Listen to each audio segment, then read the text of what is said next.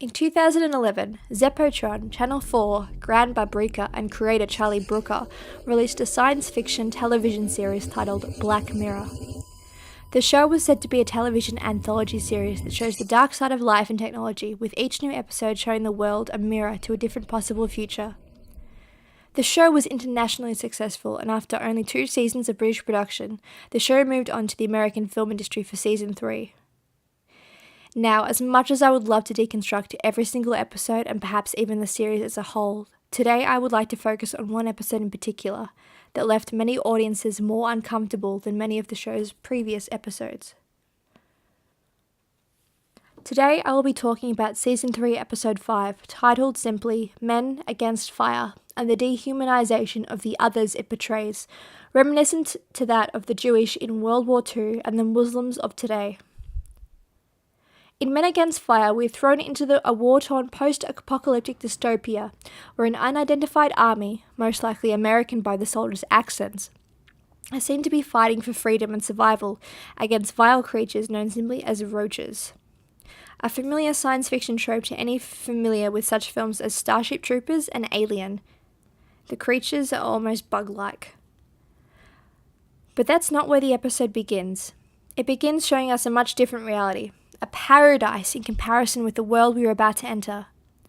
The opening scene is of a beautiful woman drenched in warm rosy colours and making love to the camera with her eyes. The scene is quiet and peaceful. Then BAM! We are thrown into the true reality of the world where soldiers are waking up almost automatically from a robotic-like sleep. The beautiful woman was a dream, and as soon as we are there, we are out again. From the beautiful dream to the cold, hard, true reality, these opening shots perfectly mirror the rest of the episode's theme of awakening. We are introduced to our protagonist, Koyagni, aka Stripe, as he wakes with his fellow soldiers. A bit of banter from another soldier, Ray, tells us that Stripe is a new recruit, and today is his first, quote-unquote, hunt. Other than this basic information, we know nothing about him. No past, no personality. He is simply a soldier, an almost clone of his comrades in every aspect. Bland and blank. The world around isn't that much exciting either. The bunk room and the rest of the military base are cold and grey, desaturated to the extreme with no hint of any sort of individuality at all. As the soldiers prepare to leave, they joke with one another about the sport of killing roaches. At this point in time, it seems like harmless banter. The roaches are perceived as almost animals, and the soldiers lack any empathy towards killing them, almost reveling in it. The soldiers arrive at a small, poor Eastern European village where roaches had apparently stolen food from the night before.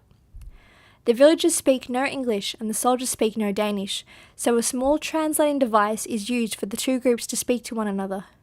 A machine created by the military, the ruling population in the episode.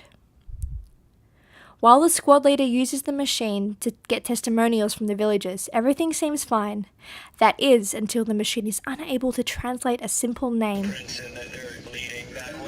Pen Heidegger.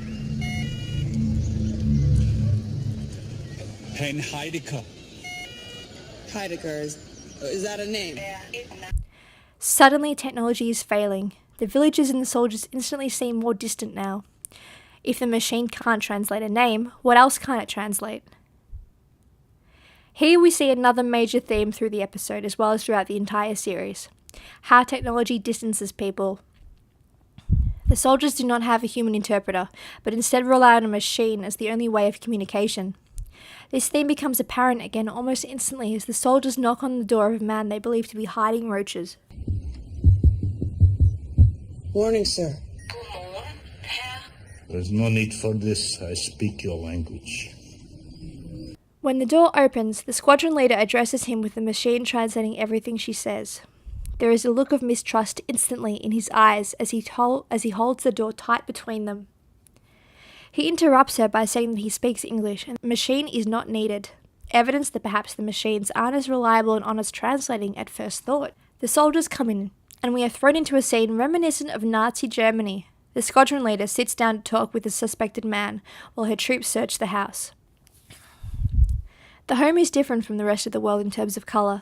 From the cold, bleak world, we are thrown into a room of warm yellows. A crucifix hangs on the wall above the man, always in shot, implying he is a man of religion, a good, caring man perhaps. As the squadron leader speaks to the man, we are left feeling like something is not quite right. She talks of how vile the roaches are, even going so far as to say there's something in their blood that made them that way. We begin to question, how could a man like this voluntarily house such vile creatures? How could he go against his own species? We, the audience, like him, are manipulated into hating these creatures. While this scene is taking place, the squad is searching the building for the roaches. Opening a secret door, Ray spits that they are in a filthy roach nest.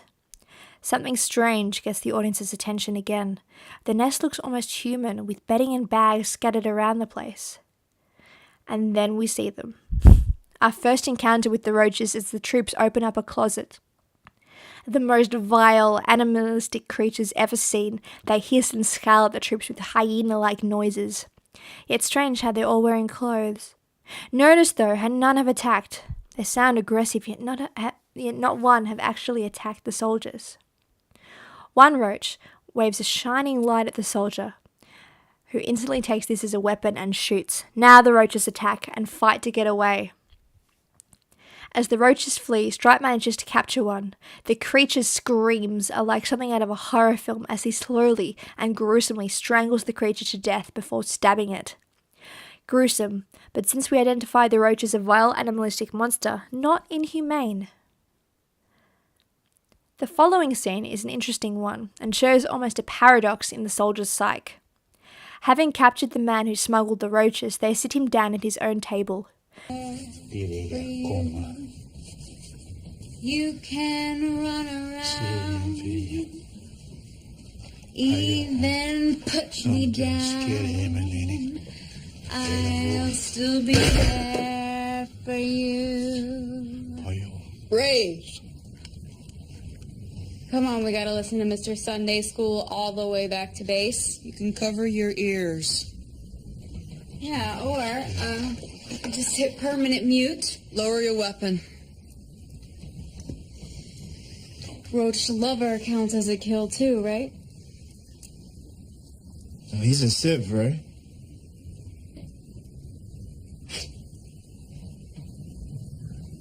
You shoot a Civ, that's gonna stay with you the rest of your life.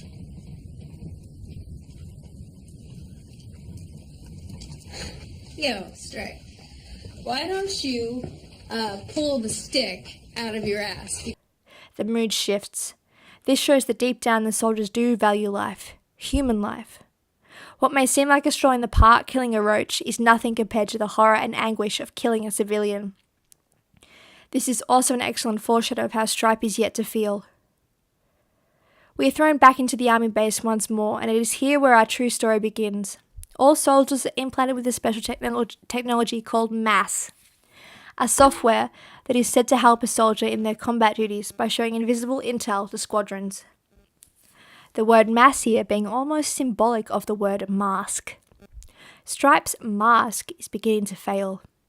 He is sent to the sick bay, which in the story is more like a psychiatrist's office. Here we are introduced to Arquette, your typical shrink. He speaks calmly and isn't threatening. His office is plain, light-coloured, but cold. As soon as Stripe introduces himself, Arquette pushes him to brag about his kills. Stripe looks uncomfortable. As he goes on to explain about what happened, Arquette interrupts him when Stripe calls the roach a he, once again reminding Stripe how inhumane these creatures really are. All I felt was a relief, Stripe says about the kill. Regret just wasn't there. It is almost strange to him how automatic it was to kill the roach. The whole session seems more transfixed on the quality of the mask than on Stripe's mental health. The mask is breaking and Stripe is waking up. But Arquette assures him that his mask is fine and programs a good sleep for him like a machine. More evidence of how in control the ruling class really are. This notion is once again established in the following scene. The soldiers all sleep in their beds, their fingers all moving the same, almost robotically. Stripe is the only one awake. He is awake both physically and mentally as his mask is finally coming off. Now let's jump to another hunt. The squad are at an old housing complex. They sit in a circle as Medina, the squad leader, debriefs them on the mission. Their masks are all in sync as a projection of the building is shown before them. Their eyes are white and almost inhumane as they listen. Stripe's mask finally breaks. He loses vision of the projection and instantly sees their robotic eyes. Suddenly he can smell the grass. "We can't usually smell nothing," he says. His humanity is slowly being restored. Then bam! Medina is shot and killed by a roach. The squad move inside. Stripe is with Ray. He finds a young woman hiding from him. She wields a bat in her broken down home. She is terrified to see him, but he calmly says, "It's not safe, there are roaches." She is uncertain as she runs away. She gets to the door. Bam! She's shot. Ray has shot her. She walks past as though nothing has happened. Stripe cannot believe his eyes. We think back to, you shoot a sieve that's going to stay with you for the rest of your life. Yet here Ray is, after shooting an innocent civilian for no reason and with no mercy or regret. He screams at her. "What did you do, Ray?" as he cares for the woman. There is a beautiful contrast and cut here from Ray's POV as she kills yet another roach to the shot of the death of the person, the reality of the situation. Now we finally see that the roaches, these animalistic monsters, are actually human. Ray finds a woman and child and is about to kill them when Stripe stops her. He is shot as he helps them. They bring him to a hidden hideaway and nurse him back to health. The hideaway is dark but has a more human feel to it than the army barracks. The woman is still cautious of Stripe. "You see me as I am?" she asks. "You don't see Roach? Roaches don't speak. You just can't hear us." You just can't hear us. What a beautiful metaphor for today's society of media bias. We are thrown into our own echo chambers, hearing only our side and who we should hate, while those we are shown to be our enemies go unheard. The woman then explains about what the mass implant does, how it changes a person's perception of someone. She says how the villagers, even though they see the roaches as human, still hate them, because they've been told to hate them. The silent population being swayed by the popular opinion. She speaks about the DNA checks 10 years ago and how every voice of hegemony, the computer, the TV, told the world that they were bad, that their bad blood can't go on. My name was Catalina, he was Alec, now we're just Roach. And as soon as we are at peace, we are once again thrown back into reality as Ray breaks in and kills Catalina and Alec without mercy. "None of it's true, Ray," Stripe begs her, but she is still blinded. Thinking him a roach lover, she knocks him out. Stripe awakens in isolation, a plain white cell with Arquette waiting. It is here we learn Arquette's true power. In a scene reminiscent of 1984, Arquette opens up about the truth. Those things are lie. I understand why you'd say that, yeah. Roaches. They look just like us. Of course they do. That's why they're so dangerous. In this eternal white room, the audience are forced to question themselves, with Arquette being the main manifestation of our hegemony. It is here we discover the cause of the mass genocide: selective breeding. People are being murdered for no other reason than the fact that their genes carry likelihood of disease. Stripe can barely look at Arquette as he goes on to explain even more. "You agreed to have the implant," he says. "You have to accept it. It is our choice to believe what we are told. It is our choice to be swayed, and by giving this power, the hegemony can do what they like with it, turning our enemies inhuman." It's a lot easier to pull the trigger when you're aiming at the boogeyman. Now Stripe must face himself. Arquette shows him a video recording of Stripe agreeing to the mass. Stripe is a lot more relaxed and doesn't seem to really care about the questions being asked. He is almost a completely different person. Stripe can barely stand to see his own ignorance. Arquette now replays Stripe's first hunt, but without the mask. Now he can see what really happened. He sees himself killing innocent people, desperate people not attacking but trying to survive. "We control what you see," says Arquette before blinding Stripe. Another beautiful metaphor of the ruling class and media choosing what the population see and don't see. With the realization of how much of himself is controlled, Stripe becomes terrified. The scene ends with Arquette giving him 3 options. Stripe can either go back to the mass and forget everything, be incarcerated, or finish the army and forget everything. The episode ends quite fittingly. A lone car driving through a barren wasteland of suburbia. It's Stripe. He is heavily decorated. His face is expressionless. The car stops at a house, the house of his dreams with the woman and all. But something is wrong. The world is contrasted to how it was there. Pinks and warm yellows cover the screen. It's dreamlike. Then bam, it is a dream. Stripe still has mass. The house he has been given in actual fact is run down and decrepit. He has chosen to leave and forget, and is now doomed to live in his augmented reality. A tear. He does remember, but he has chosen the easier path while thousands are being murdered. Sometimes it's easier just to turn the other cheek.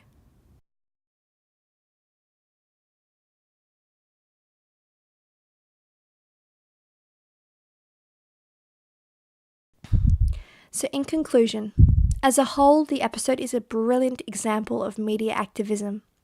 Subtle ideological messages of government control and media persecution hidden behind a dystopian veil of entertainment. While the audience is dragged along for the ride, immersing themselves in the story, they are also given a message very relevant to today's rampant Islamophobia. Your enemy is not who you think.